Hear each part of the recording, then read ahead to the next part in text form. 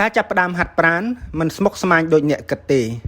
មនុស្សជាច្រើនគិតថាការចាប់ផ្ដើមហាត់ប្រាណដើម្បីផ្លាស់ប្ដូររូបរាងនិងពង្រឹងសុខភាពជារឿងស្មុគស្មាញពួកគេអាចនឹងស្រមៃថាត្រូវទៅហាត់នៅកន្លែងហាត់ប្រាណចំណាយពេលច្រើនទិញសម្លៀកបំពាក់និងសម្ភារៈហាត់ប្រាណថ្លៃៗចំណាយលុយលើអាហារសុខភាពថ្លៃៗឬសូម្បីតែចំណាយលុយលើអាហារបំប៉នតែការពិតទៅការចាប់ផ្ដើមហាត់ប្រាណមិនស្មុគស្មាញដូចអ្វីដែលអ្នកគិតនោះទេអ្វីដែលអ្នកពិតជាត្រូវការគឺការសម្រេចចិត្តនិងវិន័យអ្វីដែលសំខាន់បំផុតគឺការសម្រេចចិត្តចាប់ផ្ដើមនិងការដាក់វិន័យធ្វើវាឲ្យបានទៀងទាត់មិនបោះបង់អ្នកអាចចាប់ផ្ដើមដោយចំណាយពេលត្រឹមតែ10ទៅ30នាទីប៉ុណ្ណោះក្នុងមួយថ្ងៃដោយមិនចាំបាច់មានឧបករណ៍អ្វីទាំងអស់បើចង់បានប្រសិទ្ធភាពបន្ថែមអ្នកអាចប្រើត្រឹមកម្រាលយូហ្គានិងដុំដែកមួយគូជាការគ្រប់គ្រាន់ការកែប្រែទម្លាប់អាហារ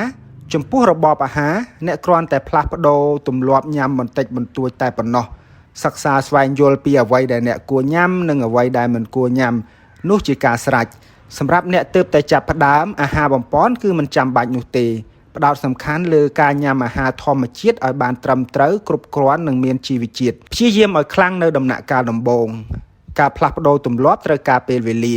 អ្នកត្រូវតែតស៊ូឲ្យខ្លាំងបំផុតនៅក្នុងកំឡុងពេលដំបូងព្រោះការកែប្រែទម្លាប់មួយត្រូវការពេលយ៉ាងតិច21ថ្ងៃក្រោយពីឆ្លងផុតរយៈពេលនេះអ្វីៗនឹងចាប់ផ្ដើមមានភាពងាយស្រួលជាងមុន